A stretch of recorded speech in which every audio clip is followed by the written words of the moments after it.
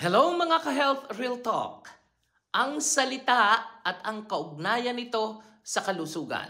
Mga ka-Health Real Talk, alam niyo ba na ang mga salitang binibitawan natin ay hindi lang basta tunog?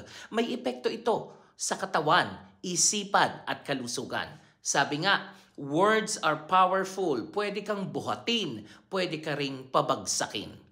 Sa isipan, kapag paulit-ulit mong sinasabi ang negative words like hindi ko kaya, wala na akong pag-asa, nagiging totoo ito sa utak mo. Naglalabas ng stress hormones tulad ng cortisol na pwedeng magdulot ng anxiety at depression.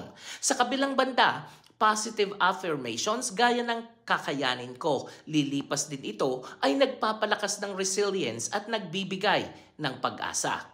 Sa katawan, ang salitang puno ng galit at panlalait ay nakakapagpabilis ng heart rate at blood pressure. Pero kapag mabubuting salita ang binibitawan, salamat, mahal kita, kaya mo yan, tumataas ang oxytocin at happy hormones tulad ng dopamine at serotonin. At ang resulta, mas malusog ang puso at mas malakas ang immune system.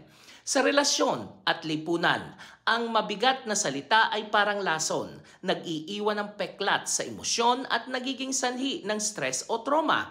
Pero ang mabubuting salita ay parang gamot, nakakapagpagaling ng sugat, nagbibigay ng tapang at nagpapalakas ng samahan. At ang Practical Health Real Talk, simula ng araw sa mabuting salita, gumamit ng affirmations o simpleng good morning, kaya ko to.